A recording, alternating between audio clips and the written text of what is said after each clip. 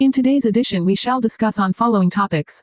First topic, SEBI's warning to investors against unlisted shares. Second topic, India doesn't want Chinese solar cells. Third topic, US and China are fighting again. Hello listeners. Welcome back to our channel. Here we will share the insights on what's going around the world. Let's begin with our first topic. SEBI's warning to investors against unlisted shares. What do Oyo Hotels, Chennai Super Kings, the National Stock Exchange, and Burra 91 have in common? At first glance, not much. Hospitality, cricket, stock markets, and beer seem like a mixed bag. But here's the twist, they're all public companies whose shares are hot commodities in the unlisted securities market. Now, what exactly are unlisted shares, you wonder? To understand this, let's dive into the basics of business ownership. When companies need funds, they raise them by issuing shares, which represent ownership in the business. Investors who buy these shares become shareholders. Companies looking to raise large sums of capital often consider going public through an initial public offering, an IPO. This lets them tap into a broader pool of investors but also means stricter regulatory oversight and reporting requirements, not every company's cup of tea. An alternate route is to remain private, but that comes with its own limitation. For example, as per the Companies Act, a private company can't have more than 200 shareholders. But there's a middle ground. Some companies convert to public limited status. This allows them to raise funds from a wider base of investors without immediately listing on a stock exchange. Once these shares are issued, early shareholders, like employees, venture capitalists, or other investors, can sell their holdings privately to interested parties. Of course, this is only allowed if the company's articles of association permit it. In some cases, board approval may also be required. And that's where the unlisted securities market comes into play, offering investors a chance to transact in shares of promising companies before they hit the stock exchange. Interest in this market has surged recently. The stock market boom and the buzz around startup IPOs have drawn attention, but here's what's really driven the uptick, the rise of electronic platforms enabling such transactions. These platforms have made it easier for buyers and sellers to connect, leading to a significant increase in activity in the unlisted space. But here's the catch. Earlier this week, on Monday, SEBI issued a press release warning that these platforms violate the Securities Contract Regulation Act of 1956. Why? Because according to SEBI, only recognized stock exchanges can facilitate fundraising and trading for listed or, to be listed, entities. SEBI has cautioned investors against dealing or sharing any sensitive personal details with these platforms. Here's why. Look, India boasts one of the best investor redressal mechanisms in the world, thanks largely to SEBI's robust regulatory framework. However, transactions on these platforms happen outside SEBI's purview, which means that you'll have no legal recourse if something goes wrong. These platforms act as matchmakers, taking orders from buyers and sellers and handling the transaction themselves. But, there's a lack of transparency in how prices are determined. For instance, these platforms don't operate like the secondary markets, where you see an automated system displaying real-time bids and offers from buyers and sellers. Instead, prices on these platforms are largely driven by demand and supply dynamics. To make things more complex, these prices often include a markup added by the platform itself. Why? Because that markup is typically the platform's primary source of revenue, helping it sustain its operations. Without it, these platforms wouldn't have a viable business model.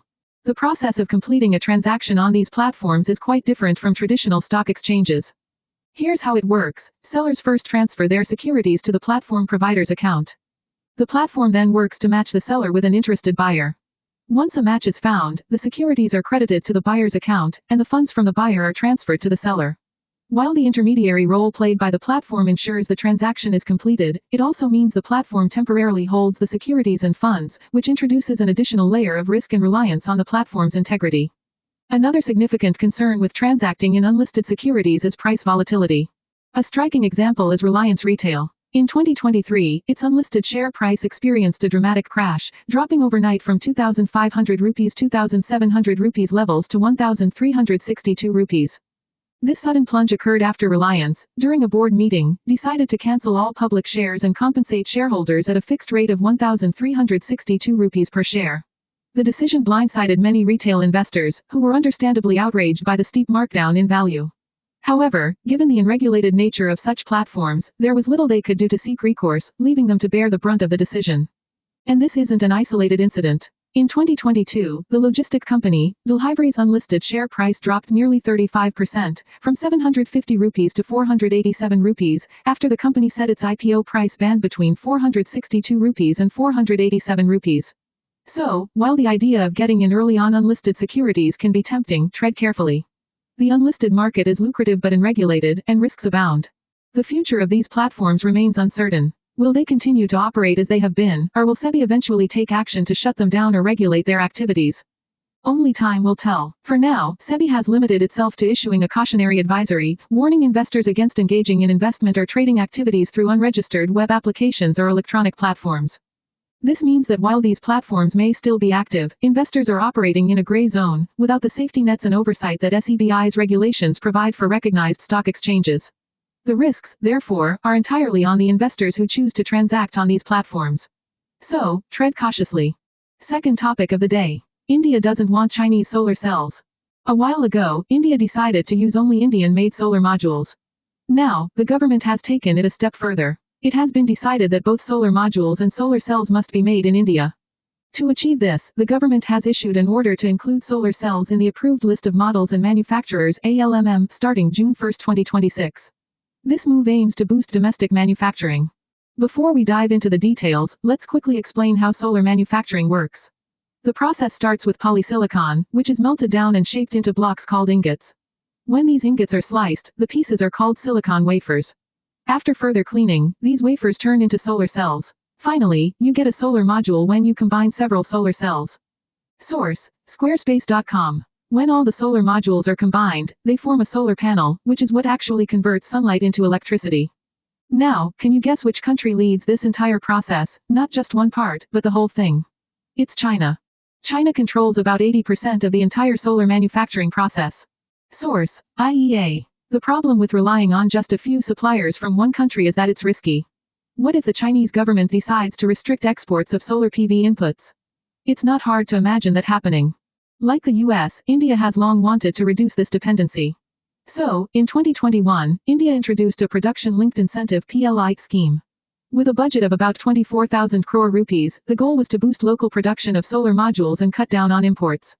But the government didn't stop there. They introduced the approved list of models and manufacturers (ALMM). This is an official list that manufacturers must join if they want to supply to government solar projects. The idea was to reduce imports while ensuring good quality in Indian solar manufacturing. To further discourage imports, the government imposed a 25% tax on solar cell imports and a 40% tax on solar module imports, targeting cheap imports from China and other parts of Asia. When the ALMM was introduced, its impact was mixed. On the one hand, imports of solar modules, especially for government projects, did drop since these projects required ALMM-listed products. This forced developers to source modules from Indian manufacturers, creating a steady market for local companies. On the production side, some of India's largest players, like Adani, quickly ramped up their manufacturing capacities. Adani, for example, announced plans to set up a vertically integrated solar manufacturing complex. Source: ClimateChangeNews.com. Smaller companies also stepped up, working hard to get listed on the ALMM and tap into the growing demand for Indian-made solar modules. But it wasn't all smooth sailing. Domestic production couldn't keep up with the surging demand for solar modules, especially with India's ambitious renewable energy goals. Solar developers started voicing concerns about higher costs and the limited availability of ALMM-approved products, which caused delays in project completion. Developers were also frustrated that the ALMM only applied to Indian projects. Exports to other countries didn't have to follow the same rules, making Chinese imports far more competitive in the global market. Then came the big decision, the suspension of the ALMM in 2023-24. Why? Simply put, the government realized that domestic manufacturing hadn't reached the scale needed. The ALMM was making solar projects more expensive, and India wasn't installing solar power fast enough to meet its renewable energy targets. So, the government paused the ALMM for a year, allowing developers to import cheaper modules from countries like China. This helped projects move faster and ensured targets weren't missed, though it increased reliance on imports. During this suspension, imports shot up. But as of April 1, 2024, the ALMM mandate was back. The government reintroduced it because several things had changed. Domestic production capacity had improved. Costs of Indian-made solar modules began to drop as production scaled up. The focus on energy security was renewed, with a push to reduce dependence on Chinese imports and build a stronger, more reliable supply chain. Now, there's an even bigger change. Starting June 1, 2026, solar cells, the core components of solar modules, will also be included in the ALMM. This means not only must solar modules be made in India by approved manufacturers, but the solar cells used in those modules must also come from ALMM-listed companies. The big question remains, can Indian companies like Tata Power and Adani bridge the gap and meet this demand? Third topic in our edition. US and China are fighting again. The next story about China revolves around the ongoing semiconductor or chip war, which we discussed in the episode dated December 4th. The US and China have been locked in a tech war since around 2018, and things have only escalated. Both countries are now engaged in a game of tit for tat. Most recently, China launched an antitrust investigation into Nvidia, raising concerns about monopolistic practices. To put it bluntly, that's like the Taliban preaching non-violence. China, after all, dominates several industries: solar power, electric vehicles, lithium-ion batteries, and more. But let's break down what led to this move by China. The saga began in 2019 when the Trump administration targeted Huawei, one of China's biggest tech giants. Huawei wasn't just making smartphones, it was leading the global race to build 5G networks. The US accused Huawei of being a national security risk, claiming its equipment could be used for spying. In response, the US blacklisted Huawei, requiring American companies to get special approval to sell technology to it. The US even pressured allies like the UK and Australia to ban Huawei equipment. This move crippled Huawei. The company relied heavily on American semiconductors and software like Google's Android to power its phones and telecom equipment. But Huawei tried to get around these restrictions by sourcing chips from other suppliers outside the US. The Trump administration wasn't satisfied. It tightened the rules, banning even foreign suppliers from selling chips to Huawei if those chips were made using American technology. This was a strategic blow. Huawei's smartphone sales nosedived globally, forcing the company to pivot to new industries just to survive.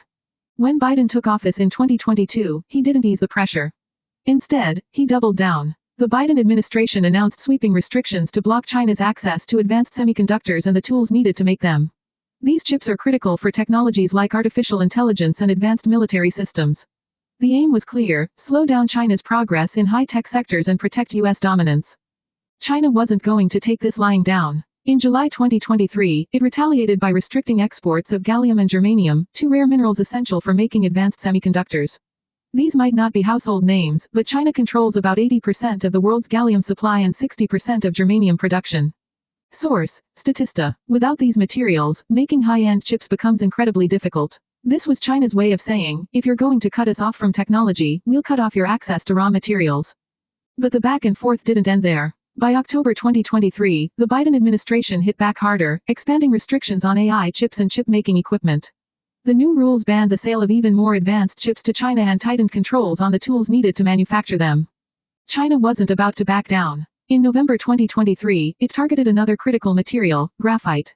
It imposed new restrictions on high-purity graphite, a key component in electric vehicle EV batteries. This was a direct blow to US EV ambitions, as 95% of synthetic graphite production and nearly all graphite refining happens in China. Without access to this material, EV production in the US faces serious challenges. Source: Statista. The tit for tat escalated even further in 2024. In September, China upped the stakes by banning antimony exports to the US. Antimony, a crucial material for making semiconductors and military-grade explosives, became another tool in China's trade arsenal. This wasn't just a symbolic move. China produces nearly 63% of the antimony used by the US, and prices doubled within 3 months of the restrictions. With no domestic production, the US was left scrambling to find alternative sources. In response, the Biden administration struck back with even stricter semiconductor export controls. The US added more Chinese companies to its entity list, further restricted AI chips, and tightened rules on tools critical for advanced manufacturing. These new measures targeted 140 Chinese firms and expanded the foreign direct product rule. This meant that even foreign-made equipment containing US components couldn't be shipped to Chinese companies on the list without special approval. The goal was clear: to make it nearly impossible for China to develop cutting-edge chips capable of powering military AI or other advanced technologies. China didn't hold back either. Its Ministry of Commerce announced its toughest export controls yet, focusing on dual-use technologies, materials that can be used for both civilian and military purposes. This included outright bans on gallium, germanium, and antimony exports to the US. The message was loud and clear: China was ready to use its control over critical minerals as a weapon. And as we mentioned earlier, China's regulators recently opened an antitrust investigation into Nvidia, accusing it of anti-competitive practices. Nvidia, which dominates 90% of the global AI chip market, has been a key player in this tech war. The timing of the investigation, just days after the US expanded its chip export restrictions, was no coincidence. This is no longer just a trade war. It's a full-scale battle for control over the future of technology. More topics we will be discussing on our next editions. Air India ordered 100 more Airbus planes, increasing its total fleet order to 570 aircraft. This expansion supports its ambitious transformation plan, solidifying its competitiveness in India's booming aviation market. Vodafone Idea raised 1,980 crore rupees to address its 2.16 lakh rupees crore debt burden but faces pressing payments and competitive pressures. Long-term survival depends on further funding and effective debt management. Passenger vehicle sales fell 14% YoY in November, with urban markets slowing and high inventory levels persisting. Rising entry-level car prices and competition from used cars add to post-festive season challenges. Thank you for watching. We will come with more such interesting contents. Don't forget to hit a like button and do share it with your friends and family. Keep supporting.